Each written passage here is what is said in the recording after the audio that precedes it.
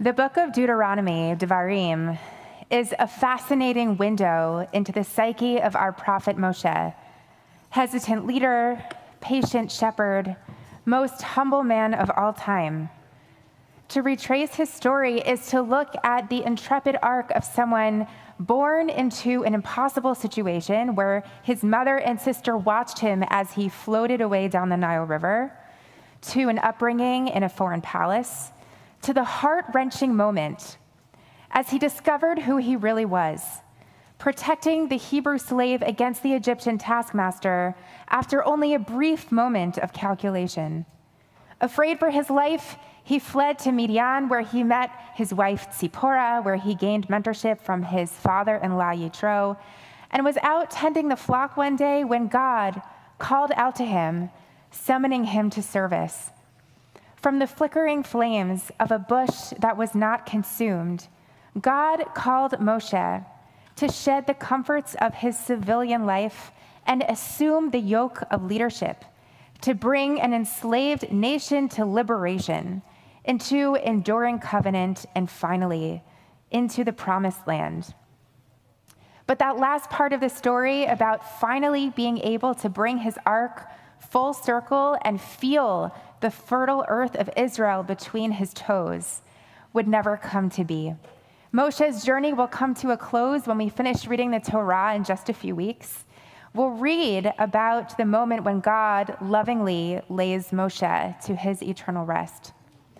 So when the people Israel venture into their land, all they'll have with them is their new leader, Joshua, the mitzvot that God provided, and the memory of their beloved leader, presenting his last will and testament with all his heart and all his soul and all his might.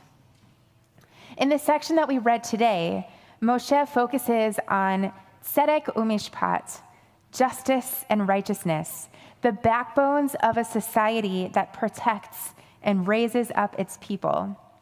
And the way Moshe charges each and every person with this responsibility is rendered, as you heard from Sydney earlier, uviarta hara mikirbecha. In order to achieve justice, you must sweep away the evil that is in your midst. How interesting that before the Israelites could even begin to set up sustainable legal infrastructure, they would first have to clear out any sources of evil, any remnants among the Israelites that might lead them to sin. Moshe uses this very expression 5 times in our Parsha today.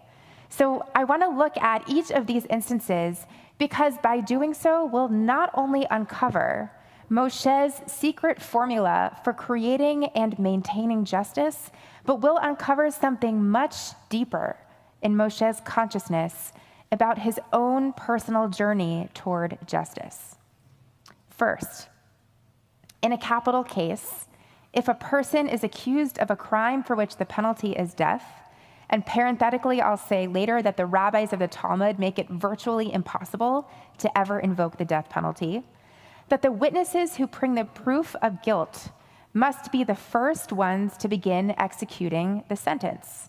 That way, the witnesses would understand the terrible weight and consequence of their testimony. In this way, Moshe teaches us, uviarta hara mikirbecha, you shall sweep out evil from your midst. Second, if a case is too baffling, that is, if judges are presented with a situation with no precedent and no instruction contained within the Torah, Moshe commands the Israelites to take the question to a higher court, to the priests, to the magistrate in charge, and present the case.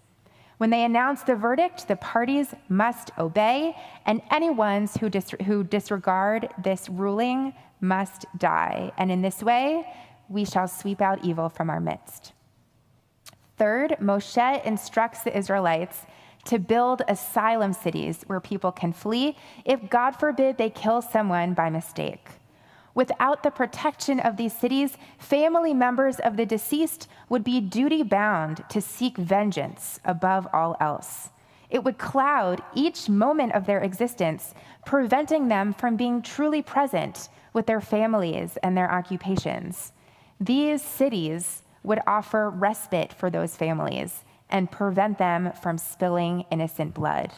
And in this way, we sweep out evil from our midst.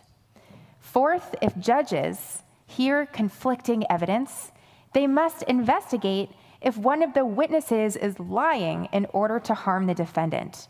Moshe demands that those who bear false witness must endure the punishment that the defendant would have received had their testimony been accepted, in order to be an example to anyone else who might attempt this. Uviarta hara mikirbecha, and in this way we sweep out evil from our midst. The fifth and final case. Our Parashat ends with the case of a corpse found out in the open, outside city limits, so that no one is unnecessarily assigned the blood guilt of this unsolved murder, setting into motion painful and unwarranted cycles of violence. The elders of neighboring towns participate in a ritual involving a heifer and a proclamation of innocence. Uviarta hara mikirbecha, and in this way we sweep out evil from our midst. So what do all of these cases have in common?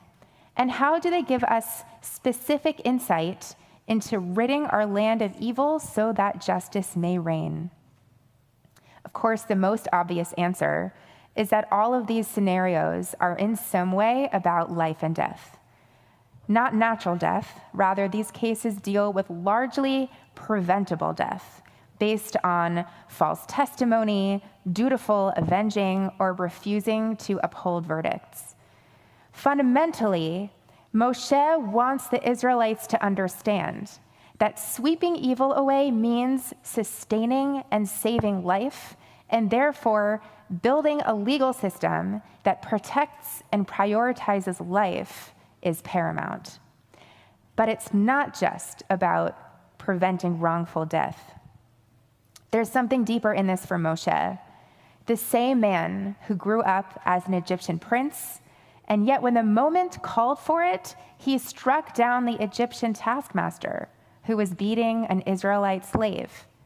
He knew that if he stayed in Egypt, he would be prosecuted for his murder, or perhaps hunted until his death by the taskmaster's kin. I can only imagine how this plagued Moshe over the course of his life, wrestling with the ambiguous justice that he wrought with his own two hands.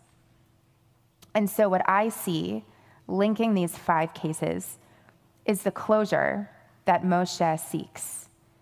A just society with due process and truthful testimony protects the innocent. Asylum cities break the cycles of vengeance that take generations to diffuse. And entrusting the system to tiers of judges and priests ensures that witnesses will take their job seriously and all parties will respect the verdict. Finally, let us turn to the language that Moshe uses as his refrain, Uviarta hara mikirbecha. The verb that he uses with the root bet ayin resh means to clear away or sweep away, just as fire is used to clear forest brush in order to prevent the spread of dangerous wildfire.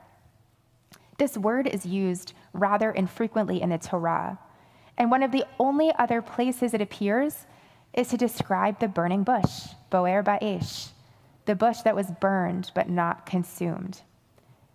Just like that miraculous bush in the desert, the place where God first chose to call out to Moshe, that gleamed with flame but was not swallowed up, Moshe calls out to the Israelites at this seminal moment to clear out the brush. Moshe warns them to remove incendiary matter that could cause their small, nascent society to combust, terrible, preventable death, and all the repercussions that come with it. Knowing that he'll never witness his people set foot in the promised land, Moshe finds closure by passing on real and sustainable laws that will help them establish enduring justice with the sanctity of life at their core. And if this is part of his lasting legacy, Moshe can finally begin to find personal resolution and rest at the end of his long life. This journey for Moshe, my friends, could not come at a more poignant time in our calendar. Just a few weeks away from the new year, what are we still carrying in our consciousness? Whether over the past year or in our lifetime, did we do something that still haunts us because we never pursued an opportunity for closure and for justice? I pray that as the month of Elul guides us toward the end of 5781, that we can all become more aware of the incendiary brush holding us back and do everything in our power to burn it away. I pray that we can truly bring in the new year, free of the bounds that hold us back from realizing tzedek umishpat, justice and righteousness in every aspect of our lives. Shabbat shalom.